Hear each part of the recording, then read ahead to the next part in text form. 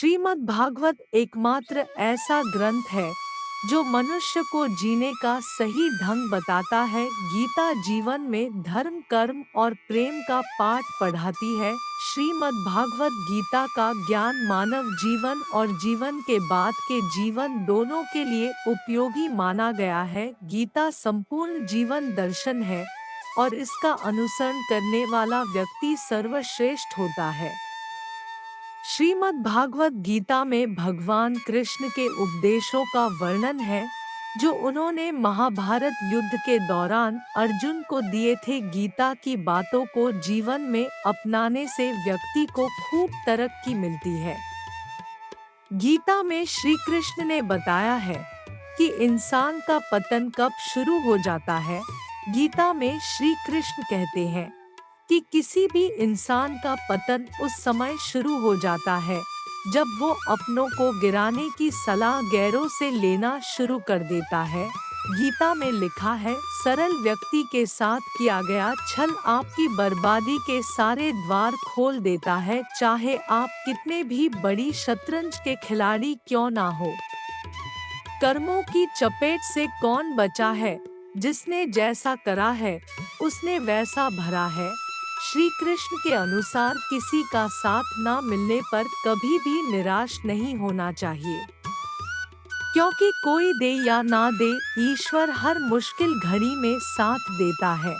जब अत्याचारों को मुस्कुरा कर सहा जाता है तो उस इंसान का बदला भगवान स्वयं लेते हैं।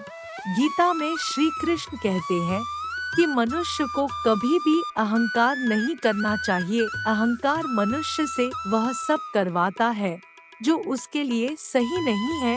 अंत में यह अहंकार ही उसके विनाश का कारण बनता है। इसलिए जीवन में जितना जल्दी हो सके अपना अहंकार त्याग दे। अब बात आती है कि पुण्य क्या है। पुण्य का अर्थ पवित्रता से जोड़ा जाता है। पुण्य से तात्पर्य है कि जिसका हृदय निश्चल व उदार चित्त होता है तथा जिसके हृदय में दूसरे के प्रति पवित्रता की अभिव्यक्ति होती है, वह पुण्य कहलाता है। अब सवाल यह उत्पन्न होता है कि पुण्य में सबसे बड़ा पुण्य कौन सा है।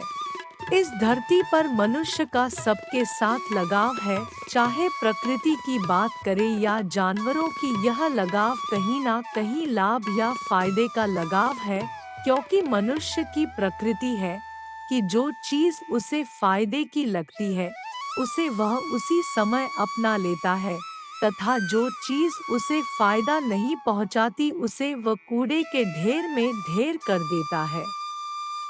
आधुनिक समय में इस दुनिया में मनुष्य को सबसे ज्यादा किफायती जो चीज लगती है वह है धन और दौलत। और अधिकतर मनुष्यों की सोच होती है कि जिनके पास दौलत है वह ज्यादा अच्छा कर्म कर पाते हैं और पुण्य कमा पाते हैं।